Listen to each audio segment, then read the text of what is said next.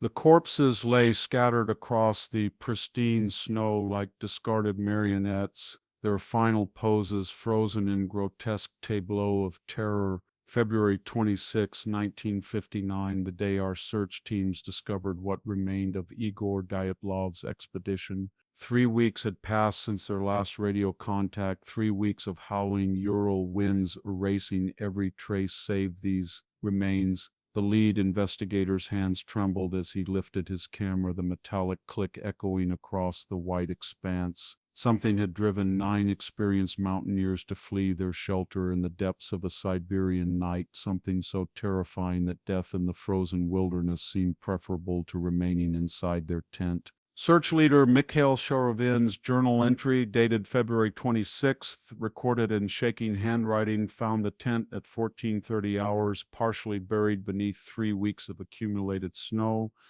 The canvas bore no external damage, no tears from predators or avalanche debris, but the interior, his pen had hesitated here, leaving an ink blot that resembled a tear. The tent had been cut open from the inside, long, deliberate slashes through the heavy fabric. 9 sets of footprints led away into the darkness, some barefoot, others in socks alone. The temperature that night had reached -30 degrees Celsius. No human could survive such exposure for more than minutes. 3 weeks earlier, January 23rd, 1959, Igor Dyatlov had assembled his team at the Ural Polytechnic Institute with the methodical precision of a military operation.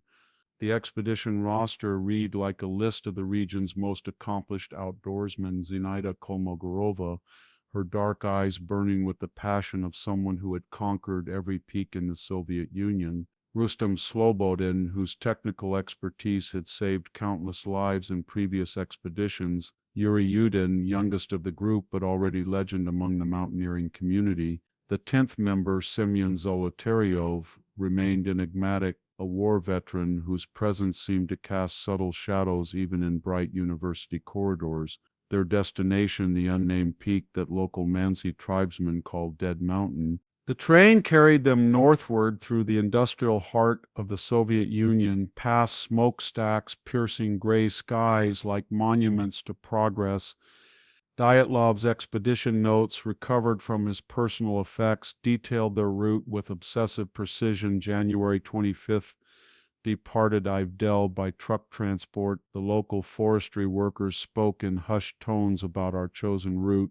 Old Mikhail Pushkin, a Mansi elder, approached me at the depot. His weathered face bore the deep lines of someone who had witnessed unspeakable things. "That mountain hungers," he whispered in broken Russian. "It has fed before." I dismissed his superstitions as folklore, but his eyes, the handwriting became increasingly erratic here. His eyes held the hollow recognition of absolute truth. February 1st brought the final ascent toward their chosen camping site. The group moved with practiced efficiency through the deepening snow. Dyatlov's camera, recovered and developed by Soviet forensic specialists, captured their last moments of normalcy. Kolmogorova smiling broadly, her mittened hands raised in mock triumph. Slobodin constructing an elaborate snow sculpture while the others gathered firewood. The final photograph, timestamped 1715, showed 9 figures silhouetted against the dying light, their tent a dark shape against the white vastness. But something in the composition felt wrong, as if the camera had captured not just their physical forms, but the presence of something else watching from the tree line.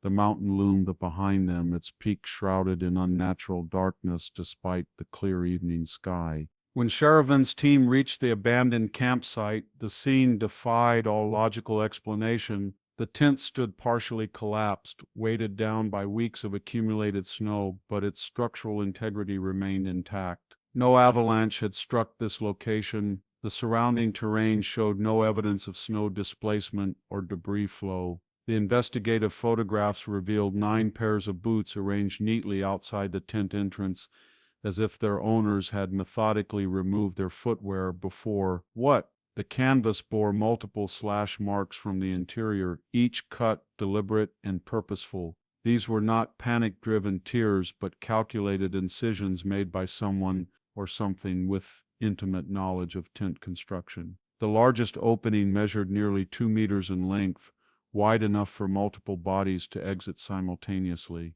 1 kilometer northeast of the tent, Sheravin discovered the first casualties. Yuri Krivonishenko and Yuri Doroshenko lay beneath a massive cedar tree, their bodies frozen in identical positions with arms raised skyward as if grasping for something beyond mortal reach. Both men wore only underwear, their bare skin bearing strange orange coloring that forensic specialists later attributed to chemical exposure. The cedar's lower branches had been stripped away with desperate efficiency, broken twigs and bark scattered in a wide radius. Burn marks scarred the snow around a hastily constructed fire pit, but the flames had long since died. Most disturbing were the climbers' fingertips, bloodied and torn from clawing at the tree's bark with inhuman desperation. What had they been trying to escape into the frozen canopy above? The trail of footprints told a story more terrifying than any witness testimony. Soviet forensic expert Vyacheslav Popov's report documented 9 distinct sets of prints leading away from the tent in a rough line toward the forest. The impressions revealed bare feet, socks, and in some cases single boots, evidence of hasty exodus rather than planned departure. But the print's characteristics defied conventional explanation. Several sets showed signs of running despite the treacherous terrain and sub-zero temperatures. Others revealed a strange, shuffling gait as if the walkers had been injured or controlled.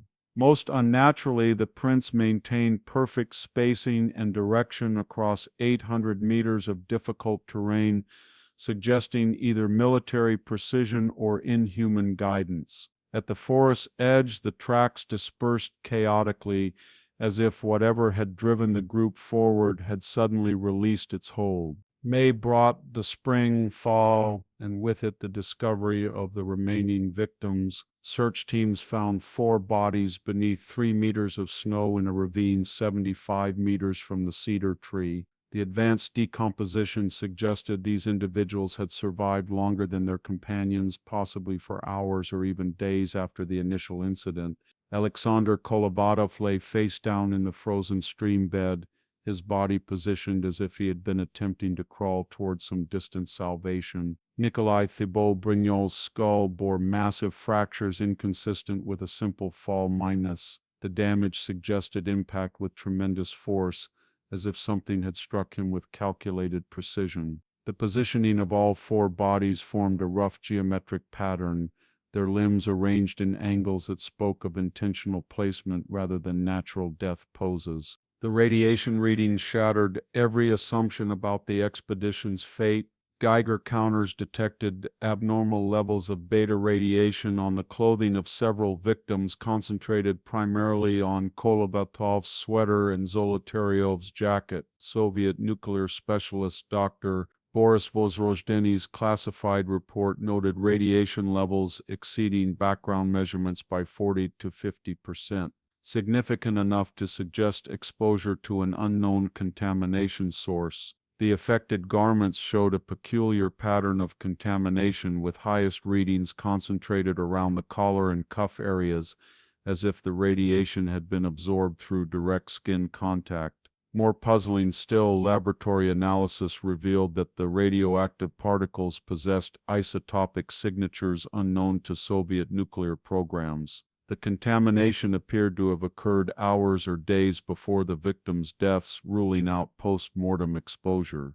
Ludmila Dubinina's autopsy revealed the expedition's most horrifying secret. The 20-year-old economics student's body bore injuries that challenged the boundaries of medical explanation. Her tongue had been removed with surgical precision, extracted from the root without damage to surrounding tissue. The pathologist's report, stamped with the highest classification levels, noted that the removal appeared to have been performed while the victim remained alive. Her eye sockets showed evidence of similar extraction, again with an accuracy suggesting medical expertise rather than animal predation. Most disturbing were the internal injuries, massive chest trauma that had crushed her ribs inward, yet her skin showed no external bruising or impact marks. The force required to produce such damage would have exceeded that of a high-speed vehicular collision, yet no mechanical explanation could account for the injury pattern. The official autopsy reports filed under state security classification documented injuries that defied natural explanation. 6 of the 9 victims showed signs of severe internal trauma disproportionate to external wounds. Tibio-Brignol skull fractures formed a perfect hexagonal pattern, the bone splits radiating from a central point with geometric precision impossible to achieve through accidental impact. Zolotaryov's chest cavity bore compression injuries equivalent to being crushed by several tons of weight, yet his torso remained externally intact. The pathologist's private notes, discovered decades later among classified archives, revealed his growing unease. These injury patterns suggest exposure to forces beyond current scientific understanding. The tissue damage implies pressure and trauma consistent with unknown phenomena. I have recommended immediate classification of all findings pending further investigation by specialized authorities. Within 72 hours of the autopsy's completion, all investigation materials vanished into the state security apparatus. Lead prosecutor Lev Ivanov received direct orders from Moscow to close the case immediately, with all evidence transferred to undisclosed locations. The official conclusion cited compelling natural force as the cause of death. Ivanov's personal journal, hidden in his family home for 40 years, recorded his final thoughts on the case. They know what happened on that mountain. The radiation, the injuries, the inexplicable trauma patterns, none of this was accidental. Something occurred there that challenges our understanding of reality itself. I have been ordered to forget what I witnessed, to bury the truth beneath layers of classification, but the images, the evidence, these things will haunt me until my dying breath. The theories multiplied like shadows in the decades following the incident. Military testing of secret weapons, nuclear accidents covered up by state secrecy, encounters with experimental aircraft, indigenous phenomena unknown to Soviet science. Each explanation left crucial questions unanswered. The radiation signatures matched no known isotopes in the Soviet nuclear arsenal. The injury patterns exceeded the capabilities of conventional weapons. The victim's behavior suggested exposure to something that triggered primal terror strong enough to overcome survival instincts. Local Mansi tribes spoke of lights in the sky that night, but their testimony was dismissed by authorities as folklore. Meteorological records showed clear conditions across the region, ruling out natural atmospheric phenomena. The truth remained locked away in classified vaults, accessible only to those with the highest security clearances. The Dyatlov Pass, renamed in honor of the expedition leader, now stands as a monument to unanswered questions. Decades have passed since that February night, yet the mountain keeps its secrets locked beneath layers of snow and bureaucratic silence. Modern investigations using ground-penetrating radar have detected metallic anomalies buried deep beneath the incident site, objects whose composition and origin remain classified. The families of the victims continue their pursuit of truth, filing petition after petition with government agencies that respond only with redacted documents and official denials. But on certain nights when the Ural winds carry whispers down from the peaks, local guides report strange lights dancing across the mountainside, and footprints in fresh snow that lead toward the summit but never return. The mountain remembers what the archives have forgotten, and some knowledge is too dangerous for human understanding.